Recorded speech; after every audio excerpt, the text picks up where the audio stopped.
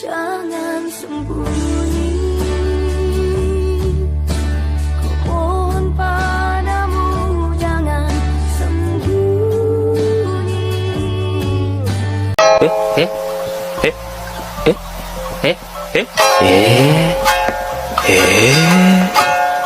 The Department of Educational Technology Politeknik Kesehatan TNI Angkatan Udara Adi Sucipto, Yogyakarta.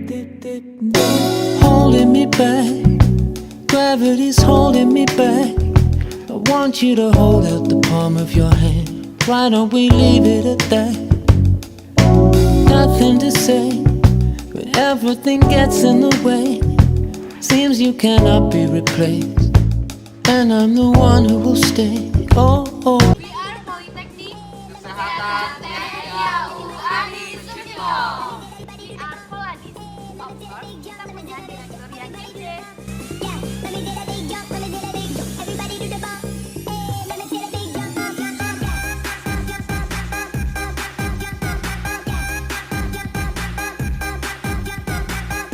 We are Poladis. Of course, kita punya 3 jurusan. Farmasi, radiologi, gizi. We are Poladis, of course. Lulusannya punya kesempatan buat daftar Bintara Kesehatan. We are Poladis. Of course, kita punya 3 seragam. PDU, PDH, olahraga. We are Poladis. Of course, setiap kata kita berpindah. We are Poladis. Of course, kita punya mata kuliah khusus kesehatan penerbangan. kami dari kelompok 1 Farmasi B. Perkenalkan, saya Ari. Saya Julian. Saya Lekan. Saya Kamila. Saya Jessica. Saya Gesha. Saya Sarah. Saya Najwa. Saya Ita. Kesehatan penerbangan sendiri mempelajari tentang atmosfer. Atmosfer adalah gas yang menyelimuti dan membungkus planet, khususnya pada planet bumi. Atmosfer sendiri memiliki beberapa lapisan yang tebal. Nah, ketebalannya mencapai 1000 km di atas permukaan bumi. Ada berbagai gas yang terkandung di dalam atmosfer. Di antaranya ada nitrogen sebanyak 77% dan oksigen sebanyak 20%. Nah, untuk 3% lagi ada gas argon, karbon dioksida, kripton, xenon, dan lain-lain. Selanjutnya yaitu fungsi dari atmosfer. Yang pertama, atmosfer berfungsi sebagai pelindung bumi dari benda luar angkasa yang dapat jatuh ke bumi akibat dari tekanan gaya gravitasi bumi. Fungsi yang kedua adalah sebagai pelindung bumi dari radiasi sinar UV yang dapat membahayakan makhluk hidup yang ada di bumi. Atmosfer mengandung berbagai gas yang sangat akan dibutuhkan oleh manusia, tumbuhan, dan hewan untuk bernafas, juga untuk kebutuhan lainnya seperti nitrogen, karbon dioksida, dan oksigen. Fungsi atmosfer yang keempat yaitu sebagai pengatur cuaca yang akan mempengaruhi hujan, salju, badai, dan sebagainya. Lapisan atmosfer berdasarkan ketinggiannya dibagi menjadi 5 bagian. Yang pertama ada troposfer, berada pada ketinggian 12 km dan sebagai tempat fenomena cuaca dan oksigen. Yang kedua ada troposfer, yaitu pada ketinggian 10 sampai 50 km dan sebagai tempat adanya ozon. Yang ketiga mesosfer, yaitu pada ketinggian 50 sampai 85 km sebagai tempat terbakarnya meteor. Termosfer, bagian keempat dari atmosfer yang berada pada ketinggian 80 sampai 600 km, tempat terjadinya ionisasi dan penghambatan gelombang radio. Lalu ada bagian terluar atmosfer, yaitu eksosfer, berada pada ketinggian lebih dari 600 km dan tempat terjadinya pemantulan refleksi cahaya matahari oleh partikel debu meteoritik. Selanjutnya, pembagian atmosfer berdasarkan temperaturnya. Yang pertama yaitu troposfer adalah tempat terjadinya fenomena cuaca dan oksigen. Troposfer terbagi menjadi 3 lapisan. Yang pertama, lapisan planet air 0 sampai 1 km. Yang kedua yaitu lapisan konveksi 1 sampai 8 km. Yang ketiga, lapisan tropopause 8 sampai 12 km. Semakin tinggi lapisan tropopause, maka semakin rendah suhu dan tekanannya. Yang kedua adalah stratosfer. Stratosfer adalah lapisan tempat adanya ozon. Lapisan ozon dapat menyerap sinar UV dan merubahnya menjadi panas. Lapisan ini memiliki ketinggian 12 hingga 50 km, di mana pada ketinggian kurang lebih 50 km dengan suhu 60 derajat Celcius, daerah ini disebut dengan stratopause. Lapisan ini semakin tinggi, maka suhunya akan semakin naik. Yang ketiga adalah mesosfer. Mesosfer merupakan tempat lapisan terbakarnya meteor. Terletak pada ketinggian 50 sampai 85 km. Semakin tinggi ketinggian, suhu semakin turun. Keempat, termosfer atau ionosfer, yaitu lapisan tempat proses ionisasi dan perambatan gelombang radio yang terletak pada ketinggian 40 hingga 500 sampai 1000 km dan banyak dijumpai pada satelit yang Dan yang terakhir ada exosfer. Exosfer adalah lapisan terluar dari atmosfer sekaligus lapisan terluar dari bumi yang berhubungan langsung dengan luar angkasa. Untuk kisaran ketinggiannya ada di atas 600 km. Lapisan-lapisan atmosfer berdasarkan gas. Yang pertama, lapisan ozon. Lapisan ozon berada di ketinggian 15-35 km. Secara alamiah, di ketinggian 15-35 km berlangsung pembentukan serta penguraian ozon dari oksigen diatomik serta monotomik dengan bantuan radiasi ultraviolet. 2. Lapisan ionosfer. Lapisan ionosfer berada dalam ketinggian 60-600 km. Lapisan ini bermanfaat dalam bidang komunikasi, sebab lapisan ionosfer bisa memantulkan kembali gelombang radio.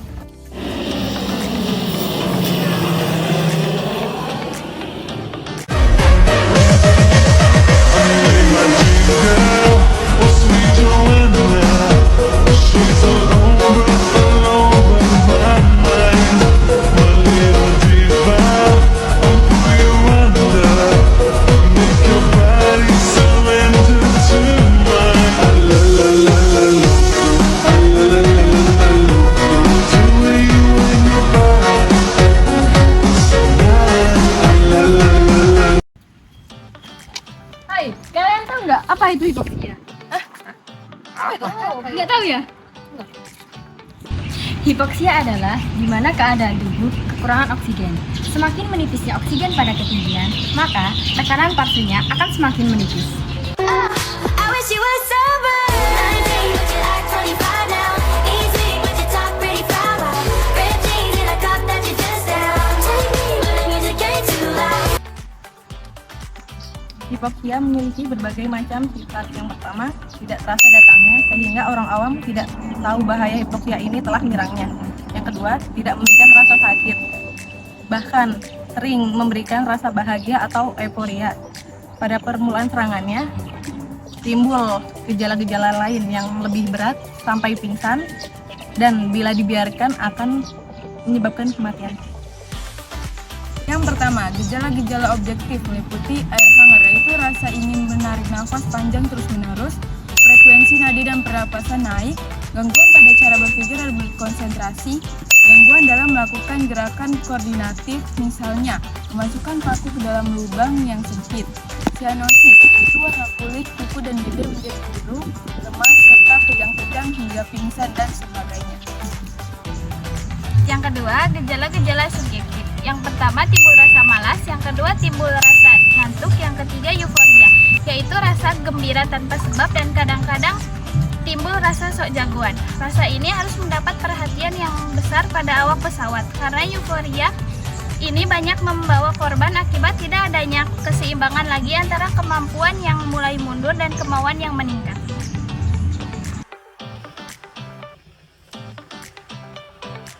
Lalu hipoksia berdasarkan ketinggian dibedakan menjadi 4. Yang pertama ada indifference state, yaitu dari sea level sampai ketinggian 10.000 kaki.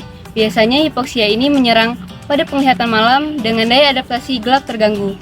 Pada umumnya, hipoksia ini mulai nyata pada ketinggian di atas 5.000 kaki. Oleh sebab itu, ketika pelatihan terbang malam, para awak pesawat diwajibkan memakai oksigen sejak di darat.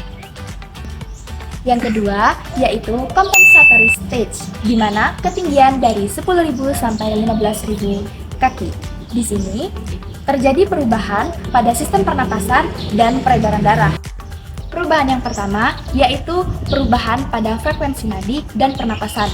Perubahan yang kedua yaitu perubahan penaikan pada tekanan darah histolik dan kardio output. Kedua perubahan tersebut terjadi untuk mengatasi hipoksia. Nah, tiap awak yang akan terbang maka diwajibkan menggunakan oksigen, seperti di situ tuh. Yang ketiga, distribute stage, yaitu berada pada ketinggian 15 sampai 20.000 kaki. Pada daerah ini, usaha tubuh untuk mengatasi euforia sangat terbatas waktu. Biasanya tanda-tanda euforia tidak terasa, hanya terkadang timbul rasa malas, ngantuk, euforia, dan sebagainya. Gejala-gejala objektif lainnya yaitu pandangan menjadi menyempit atau tunnel vision. Maka dari itu, untuk seluruh awak pesawat dan penumpang diharuskan menggunakan oksigen. Critical stage yaitu daerah dari ketinggian 20.000 kaki. Hingga pada ketinggian 23.000 kaki, pada daerah ini, dalam waktu 2-5 menit saja, manusia sudah tidak dapat menekan pikiran dan zat lain tanpa bantuan oksigen. Baik, selanjutnya ada TUC atau kepanjangan dari Time of Useful Consciousness, adalah di mana waktu yang dapat kita gunakan pada saat kita terserang penyakit hipoksia pada penerbangan. Untuk tingkatan waktu ada beberapa level, nanti akan dibahas oleh rekan kami. Waktu itu berbeda-beda pada setiap ketinggian. Semakin tinggi waktu, maka akan semakin pendek. Ini juga dipengaruhi oleh badan dan kerentanan seseorang terhadap hipoksia. Intuisi ini perlu diperhatikan para awak pesawat agar mereka dapat mengetahui berapa waktu yang tersedia baginya bila mendapat serangan hipoksia pada ketinggian tersebut. Contoh intuisi pada ketinggian 22.000 kaki sama dengan 10 menit, 25.000 kaki sama dengan 5 menit, 28.000 kaki sama dengan 2,53 menit, 30.000 kaki sama dengan 1,5 menit, 35.000 kaki sama dengan 0,1 menit, 40.000 kaki sama dengan 15 detik, dan 65.000 kaki sama dengan 9 detik. Oh itu, jadi Politeknik Kesehatan Adi Sucipto membuka pendaftaran baru. Terus itu yang kecelakaan gimana, Kak? Nanti dulu, Politeknik Adi Sucipto memiliki 3 program studi, radiologi, farmasi, dan gizi.